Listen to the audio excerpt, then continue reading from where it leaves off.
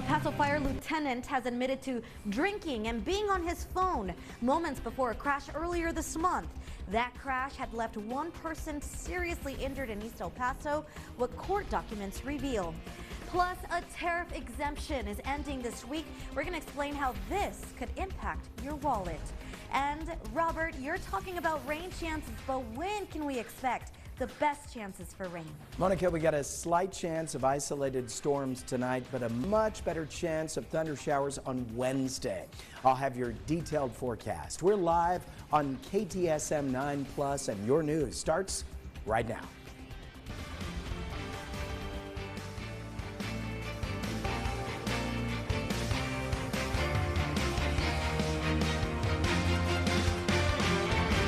You're watching KTSM 9 News first at 4. Starts right now. Good afternoon, everyone, and thank you so much for tuning in to KTSM 9+, your digital show. I'm Monica Cortez. An investigation is underway after two people are found dead in an East El Paso neighborhood. Take a look at your screen. This is a live picture at that scene right now. Detectives with the Crimes Against Persons were sent to the 11,800 block of Chelita Drive. Now, that's actually close to Vista del Sol Drive and Vista del Sol Elementary School. Now, what we do know is that El Paso police, they tell KTSM that the call came in as a 911 unknown problem just before 9 this morning, and our newsroom is working to get you more information as we are out there on the scene. Well, over to an update now on a story we first brought you last week. An El Paso Fire Lieutenant has admitted to drinking and being on his phone moments before crashing into a motorcyclist about a week ago. Lieutenant Manuel Esquivel Alvarez is charged with intoxication assault with a vehicle, resulting in serious bodily injuries after crashing into a three-wheel motorcycle last Tuesday on Gateway East. Video shared on social media shows the scene of the crash where a blue Honda Civic is seen on top of that pink motorcycle. Now, documents do say that Alvarez told police he had 2 or 3 tall beers and was coming from Cabo Joe's and was on his way home. Alvarez told police he was driving and using his phone. He allegedly told the officer that traffic slowed down, and that's when he crashed into their motorcycle. The victim was taken to a hospital with serious injuries, and the Texas Alcoholic Beverage Commission tells KTSM they are investigating Cabo Joe's. As of last week, the city of El Paso confirmed Alvarez was still employed with the fire department. A global nonprofit today honored fallen Doña Ana County Sheriff's Office Deputy Antonio Aleman. Aleman died in the line of duty on July 8th after he crashed into the back of a semi-truck on Interstate 10 in Las Cruces. To honor Aleman, nonprofit Point 27 sent gifts of thin blue lined shields of strength dog tag necklaces inscribed with Bible verses to the Doña Ana County Sheriff's Office for Aleman's partner and the deputies who served closely with him. The group also gifted keepsake folded flag pendant necklaces inscribed with John 15:13. Greater love has no one than this, to lay down one's life for one's friends, for his family. Point 27 says the design and scripture were chosen by law enforcement officers. All right, let's go ahead and take a quick break from these headlines and talk about weather, because here is what we are seeing outside. Clear blue skies. There are a few clouds in the sky, and that is signaling that, hey, we might get to see a little bit of rain sometime soon. Let's go ahead and send things over to Chief Meteorologist Robert Bettis. Mr. Robert, when can we expect to see this rain? Okay, well, we get a slight chance tonight. We're going to see little isolated storms this evening, much more widely scattered action tomorrow evening. So a good chance of rain, especially on Wednesday. Right now at the airport, we've got 93 degrees. We've got a dew point. Look at that dew point. Told you it would jump. That monsoonal moisture has come back to us. It's realigned with the borderland, and therefore we can expect that chance of thunder showers to be with us for a while, especially heading into the Labor Day weekend, where it could get quite stormy, and I'll tell you which days I'm concerned about. Right now, little spotty isolated cells. Not a great chance of rain tonight, but We do have isolated storms, for example, this one right near Chaparral, and look at that rainfall. Remember, we're in the middle of the monsoon, so nature, once it gets that moisture back, it can unlock quickly. And so that's the forecast for tomorrow. We can expect brief, heavy rain out of some thunder showers that will primarily hit in the early afternoon and evening hours. I'm going to have your detailed forecast coming up in just a little bit. Monica. Robert, thank you so much. Let's go ahead and take you outside using our TechStop cameras, and this is what we are seeing. A little bit of slow and go on I-10 Prospect. You can see that there's some, it looks like utility trucks out there. Just make sure you're taking extra time as you're heading on now to avoid any kind of delays. Well, Customs and Border Protection released details on a pedestrian crash after a woman from Ecuador was hit by two cars on the border highway and dying as a result. According to CBP officials, the incident happened back on August 17th, a half-mile west of the Bridge of the Americas. An agent spotted the woman crawling out of a nearby canal and running towards the fence by the border highway. Officials say the woman ignored the agent's orders to stop. She climbed over the fence and ran across the highway before being struck by two cars. The woman died at the scene. The El Paso Police Department say they continue to investigate this incident. And the El Paso County Sheriff's Office is asking for your help in identifying a man who may have been involved in a theft in East El Paso. According to the Sheriff's Office, the incident happened along Horizon Boulevard, and the suspect is said to go by the name Coyote, described a Hispanic male with tattoos on both arms and last seen wearing a black t-shirt, gray pants, and gray shoes. Anyone with information is being asked to contact the El Paso County Sheriff's Office at the number you see right there on your screen. Well, in national news, a tariff exemption is ending this week, and in today's Political Minute, News Nation's Washington Bureau Chief Mike Viqueira explains how it could impact consumers.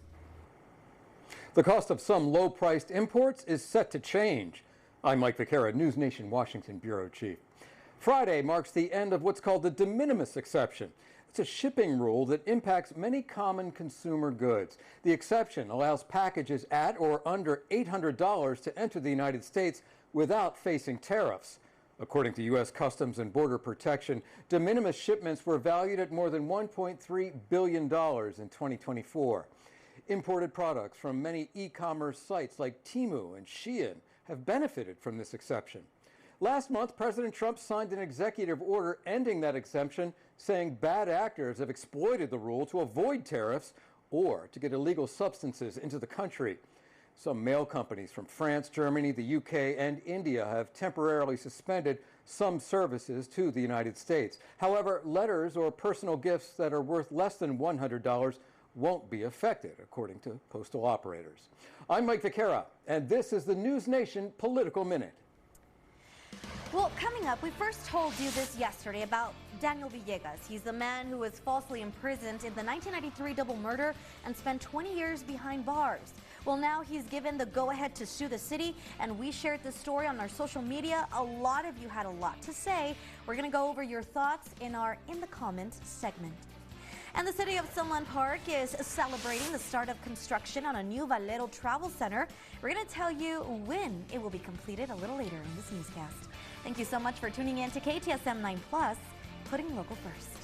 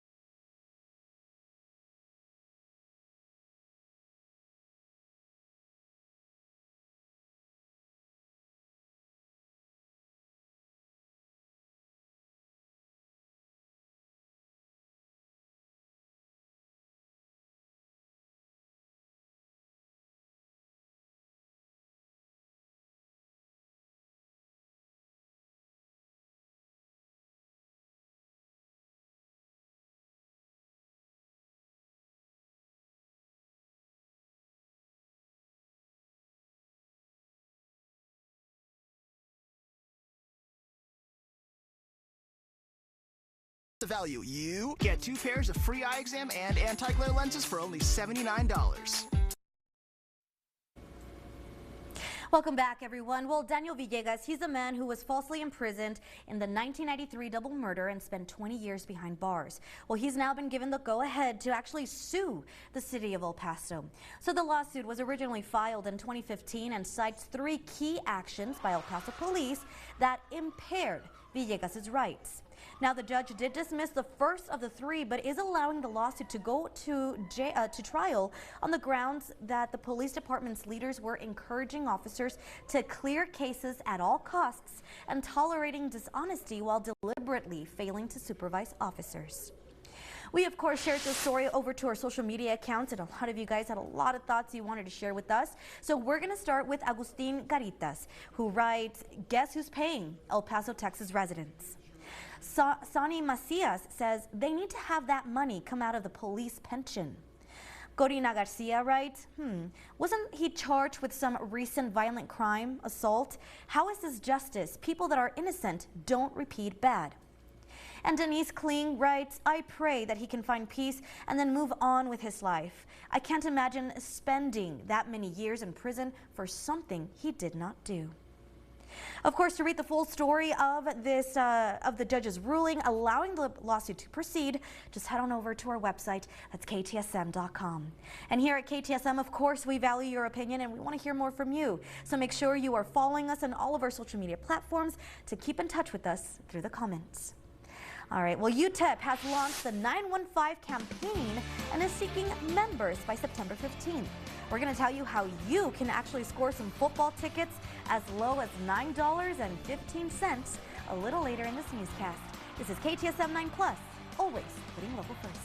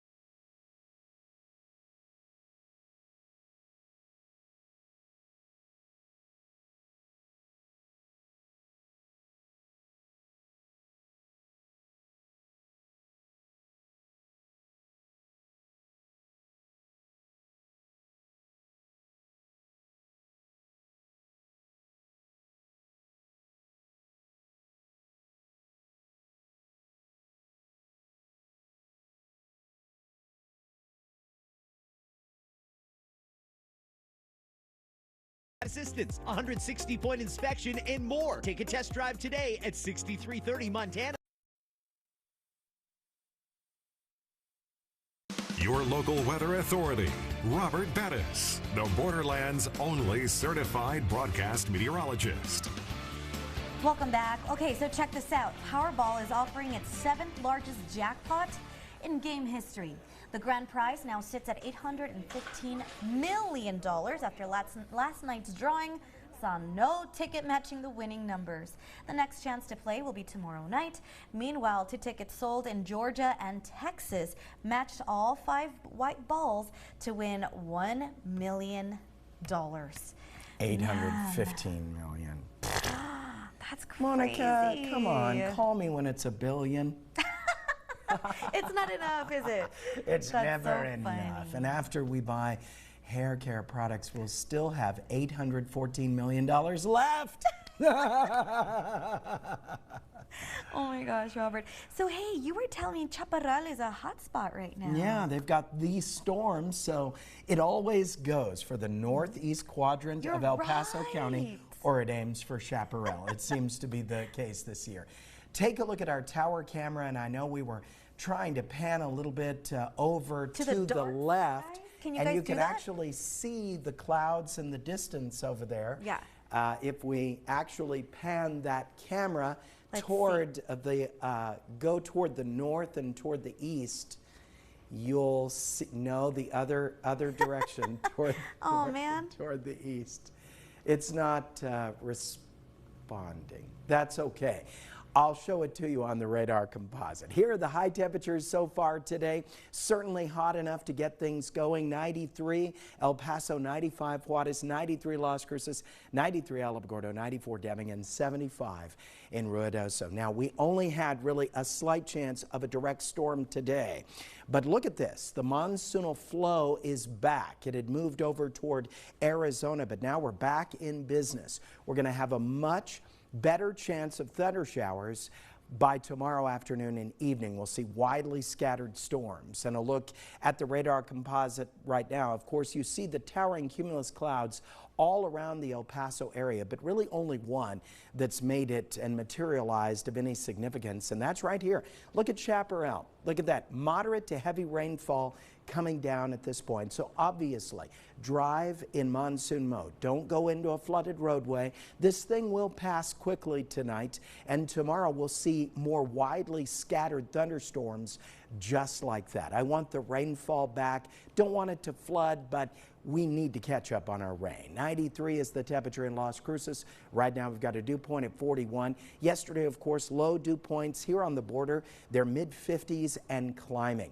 Here are the temperatures in your area right now. Now, Chaparral reporting 93. We'll check back in on that in a little bit because that's going to be rain cooled down quickly to probably the mid to lower 80s. Here are the other temperatures in your area right now and your exclusive 9-hour forecast for tomorrow. Here come the thunder showers, widely scattered by the afternoon. Brief heavy rainfall is likely out of some storms. High temperature 95. Yes, we're going to have the dew points on the high side. Very muggy. Thank you, Marco Steve, for this. Is that a butterfly? For the allergy forecast, 9s across the board, and that's in the high range next 3 days. Lows tonight, 68 Alamogordo, 64 Deming, 72 Juarez, and 69 for Van Horn. High temperatures tomorrow, 90 for Alamogordo, 93 Deming, and 95 for Juarez. Tonight for you, Las Cruces, I'm putting in that slight chance of an isolated storm developing this evening, 67, the low temperature. If you don't get it tonight, way better chance tomorrow with a high of 92 degrees. For us at the airport tonight, we've got isolated storms, and specifically the one near Chaparral right now. Widely scattered thunder showers, much better rain chance for our forecast tomorrow. High temperature 95 degrees. Now, only KTSM gives you 9 full days of weather. On Thursday, we'll re-downgrade that to isolated storms as we go up to 98. Similar pattern on Friday. There's a chance of storms. 98 degrees, a hot day, but then the weekend comes in and the thunderstorm chances really go up, especially on Sunday with strong storms and heavy rain possible at times on Monday with a high of 89. Don't go anywhere. More KTSM 9 News coming up in just a moment.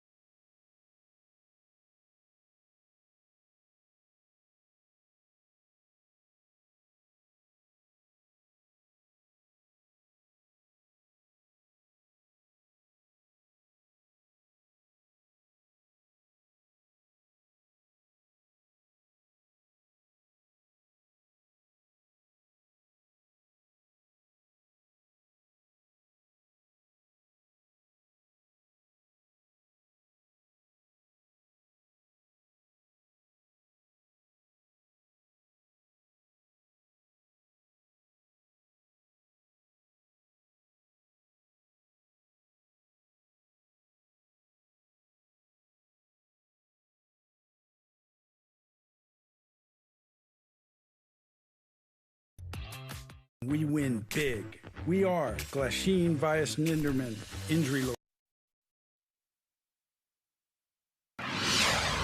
Welcome back, everyone. Well, UTEP has launched the 915 campaign and is seeking members by September 15th. Now, UTEP says fans can contribute as little as $9.15 a month to the Talent Acquisition Fund.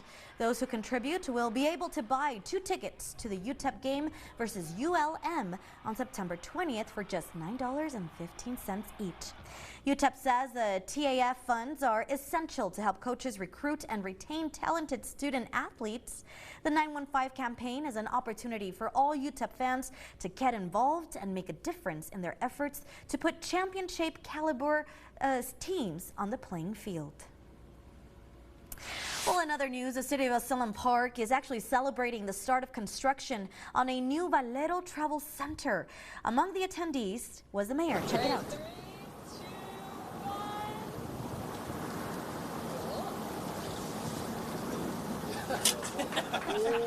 So the mayor of Asylum Park and Fast Track Travel reps were part of this ceremony, and this new truck stop is located on McNutt and Pete Domenici Boulevard, which connects to Artcraft and is near the Santa Teresa port of entry. It is also a connecting point to the city of Asylum Park through McNutt Road. One of our priorities is to continue to diversify the economy. This is one of those things that we can capitalize on, is capitalizing on the flow of traffic that comes in through the area. I know with the border highway extension, that's another opportunity that's going to be opening up for us. So hopefully there's going to be further investors looking to expand their businesses here within the city of Asylum Park. Now, this travel center is expected to be finished in 12 months. All right, well, don't go anywhere. We still have a lot more to share with you right after this break. This is KTSM 9 Plus, your digital show.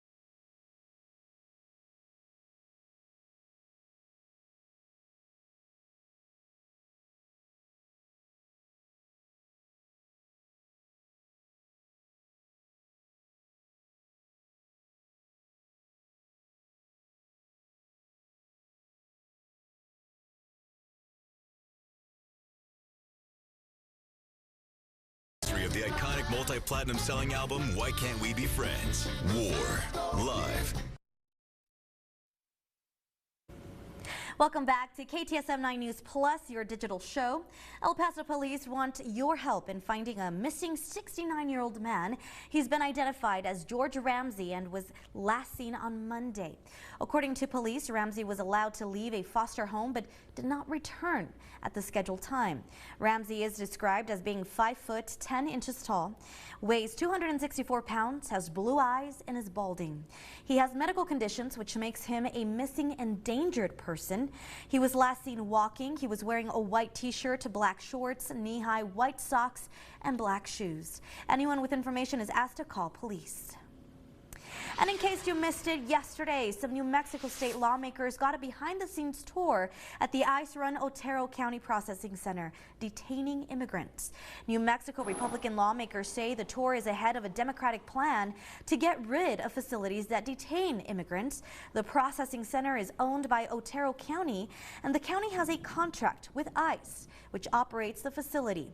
It comes ahead of a possible special session where Democratic New Mexico Governor Michelle Lujan Grisham has raised the possibility of addressing immigration detention facilities.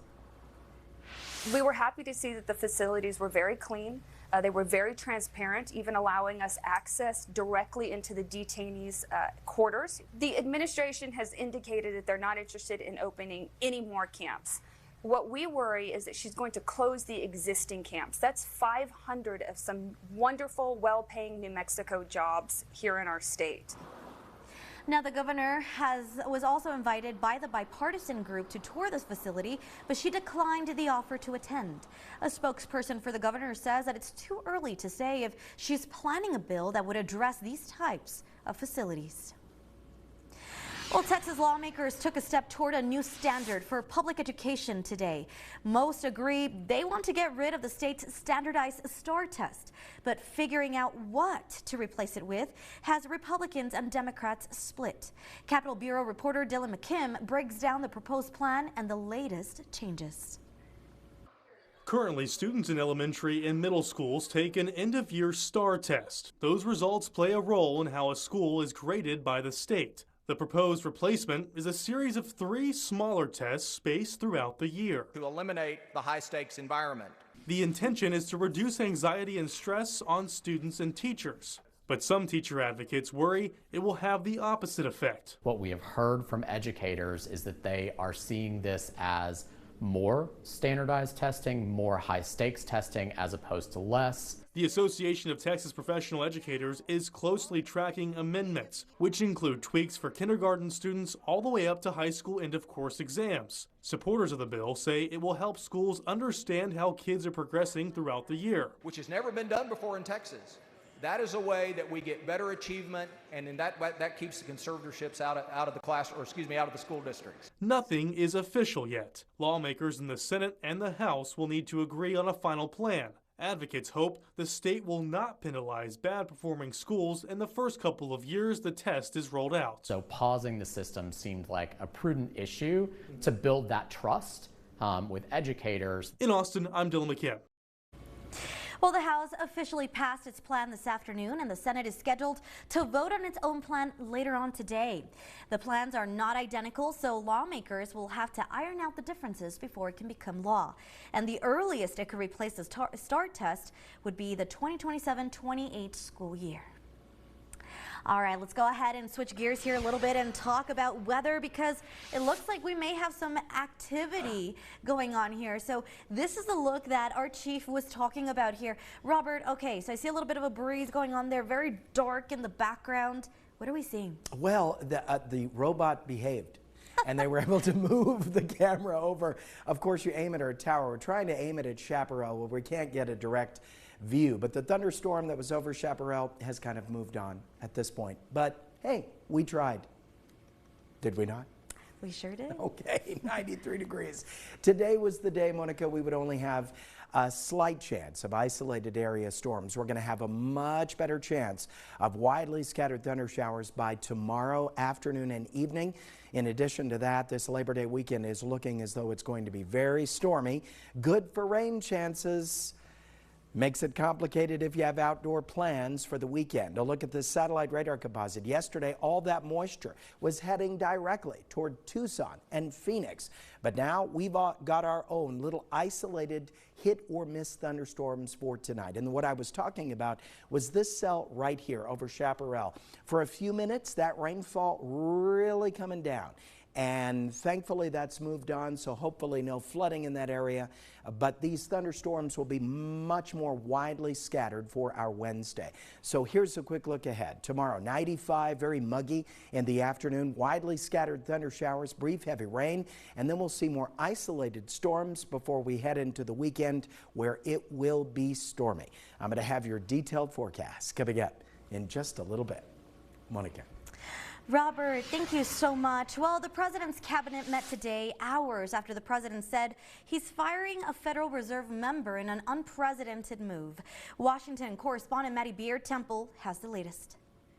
President Trump defended his attempt to fire Federal Reserve Governor Lisa Cook. It comes as he tries to exert more control over the central bank, which sets interest rates. We need people that are 100% above board. President Trump wants to fire Federal Reserve Governor Lisa Cook, accusing her of mortgage fraud. Seems to have had an infraction, and she can't have an infraction. Cook serves on the body that votes on interest rate decisions. She says she's not stepping down and argues the president lacks the authority to fire her.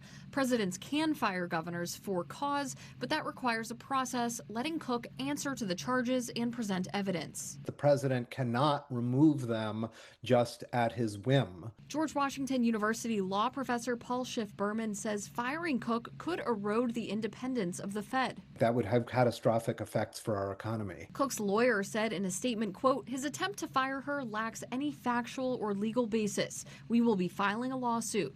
Also threatening a lawsuit, Illinois Governor J.B. Pritzker.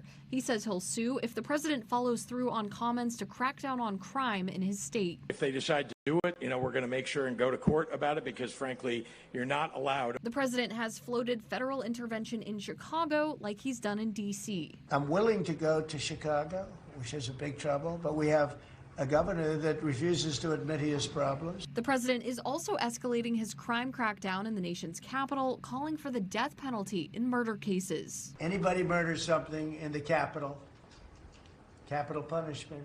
A Federal Reserve spokesperson said the body will continue to carry out its duties and abide by any court decision.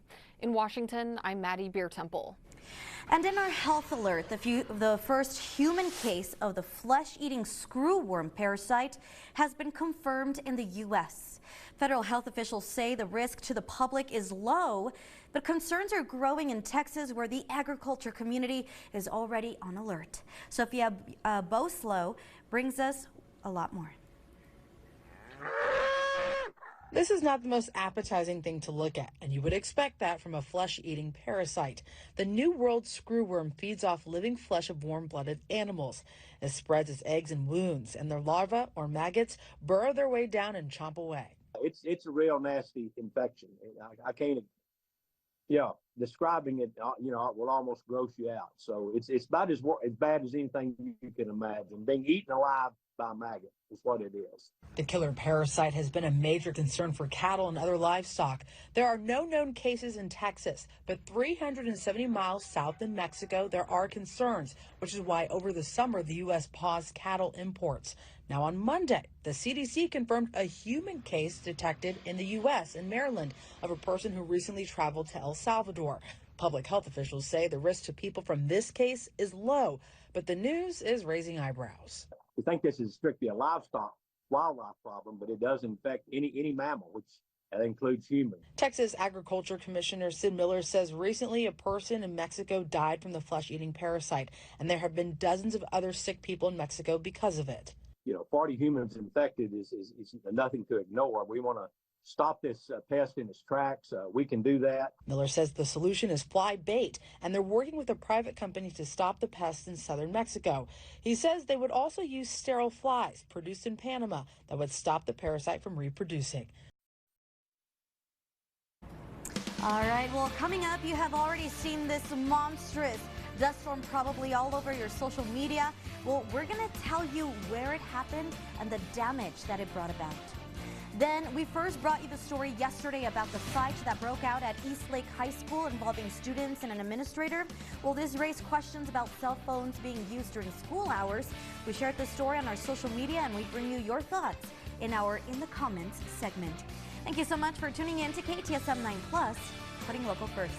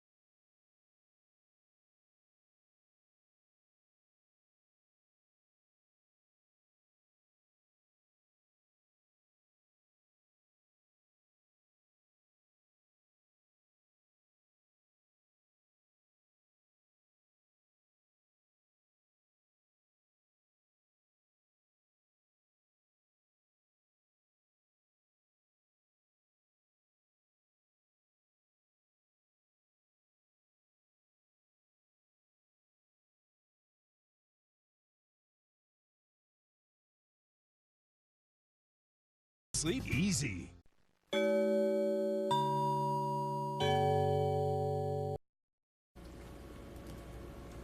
Welcome back, everyone. Well, a massive dust storm moved through Arizona, causing downed trees, power outages, and flight delays amid western wildfires ahead of a brief cool down. NBC's Morgan Chesky has more. Overnight, a massive dust storm blanketing Phoenix. The apocalyptic scene driven by wind gusts hitting 70 miles per hour. We just got a dust storm warning and it's coming in. The storm, also called a haboob, turning the sky nearly black. This time-lapse video showing the dust blanketing Arizona State University's football field. The ominous clouds rolling over entire neighborhoods. Can't see anything. We're in the middle of the haboob. And temporarily grounding all planes at Sky Harbor Airport. Travel troubles farther west too, where thunderstorms grounded flights at LAX. Cell phone video capturing torrential rain and winds in California's Coachella Valley, whipping palm trees in near hurricane-force gales. And while the Northeast enjoys a refreshing break from summer temps, scorching heat is still fueling those West Coast wildfires. Firefighters racing to contain blazes in Oregon. In Wyoming, crucial airdrops of fire retardant slowing progress on a fire that's burned 4,000 acres and counting. While in the famous Napa Valley wine country, helicopters helping crews stay ahead of the flames. Wild weather whipping up yet again in one of summer's final weeks. All right. Your local weather authority, Robert Bettis, the Borderland's only certified broadcast meteorologist. You know, that is a crazy. I've never seen a haboob that big, but we get our fair share of them too. This spring reminded me of that. I don't want to go through that again. It was very bad, very bad. And you know, my unofficial, non-scientific theory is this. Okay. The stronger the winds and the more dust there is in the spring, the better the monsoon. I like that. I've noticed they kind of It's sort been of a really going down. nice monsoon, I'm not going to lie. Yes, lots of rain, and maybe we'll get more tomorrow. I think we will. I hope so. Me too. All right, let's take a look at the high temperatures so far today. We've made it to 93 at the International Airport, 95 Juarez, 93 Las Cruces, 94 Deming, 89 in Silver City. Now, yesterday I told you we had a chance of little isolated storms, really just a slight chance today. The good chance comes tomorrow. That's when we fully charge up with moisture, instability. Once we hit about 95 degrees in the afternoon, here come the thunder showers widely scattered. Expect those storms to be little pinpoint hit or miss isolated storms tonight, and we still have a chance for more. We've had one cell move through Chaparral earlier this afternoon, and we've got some action forming just south of the border down here. So we're going to watch this radar composite tonight. I'm not really nervous. I don't think the atmosphere could unlock a tremendous amount of rainfall tonight, but it can do things like this, which is this thunderstorm that cruised right through the heart of Chaparral. The rain was really intense for a few minutes, but then it moved on down the line.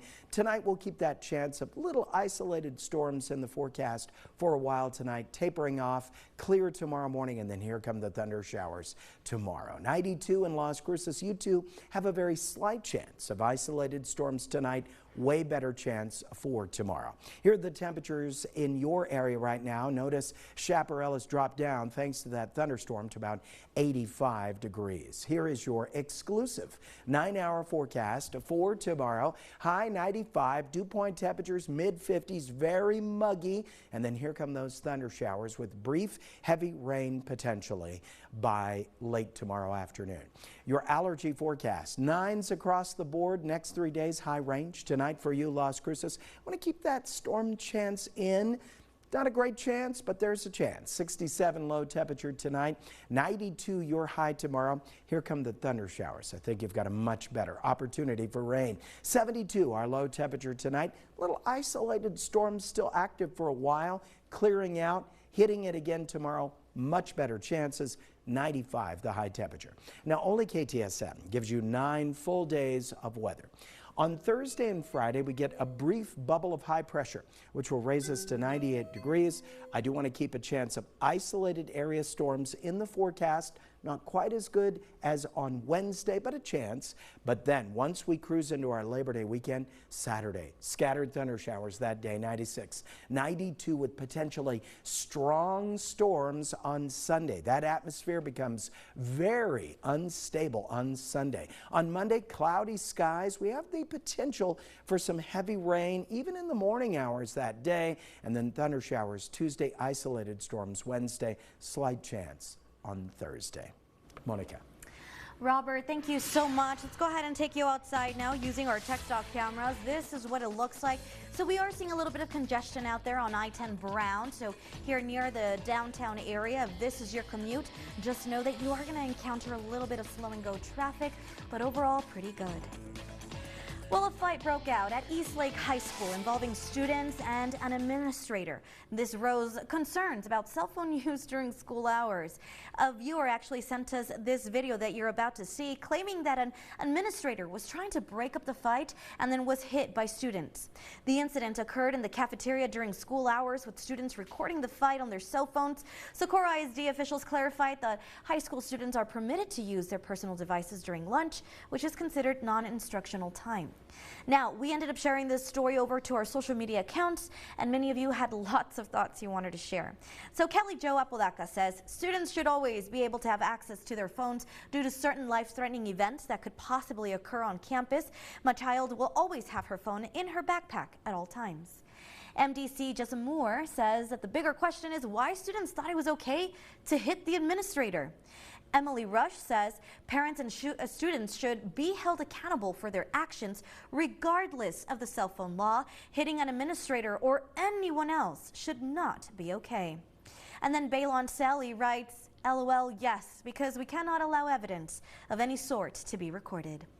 Of course, as we told you earlier, we did reach out to Socorro ISD officials regarding both the fight and the apparent use of cell phones, and this is what they said. They actually sent us a statement saying, quote, the current implementation guidelines district-wide include that high school students are allowed to use their personal devices during lunchtime hours. Now, they do go on to say that regarding the student discipline, campuses follow the student code of conduct, and information about specific student records is protected by law and cannot be released, end quote.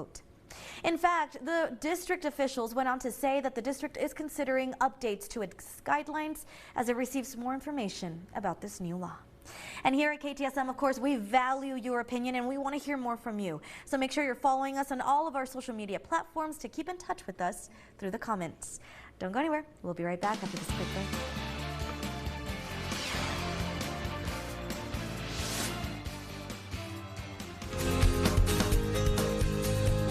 Más las cruces. Hi, I'm Scott Rogers. I'm with the City of Las Cruces, and I have questions. Why is it so hard to put down a book on anti-gravity? Why are they called apartments if they're all stuck together? I'm friends with 25 letters of the alphabet. I don't know why. Some mysterious person keeps adding dirt to my garden. The plot thickens. Life is full of mysteries, but what happens behind the scenes of your local government does not have to be one of them. September 3rd at 6 p.m. in City Hall, we'll host the first of 11 sessions looking at what happens in city departments behind the scenes. We'll learn everything from Parks and Rec to Public Works, from the fire department to finance. This 11-week course will be offered a la carte, which means you get to pick the sessions you like the most or attend them all. For more information, follow the link below, and we'll see you September the 3rd. Más las cruces.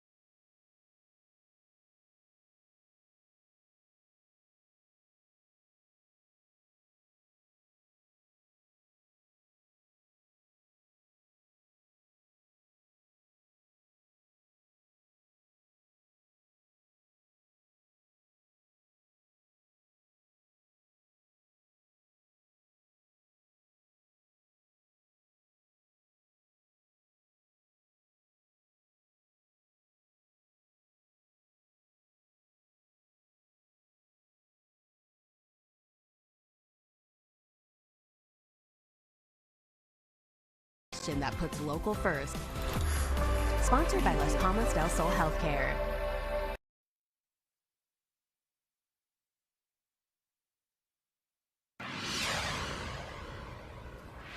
We have some live cameras for you. We've got your 9-day forecast first. 95 the high temperature for tomorrow with brief heavy rain likely with some thunder showers.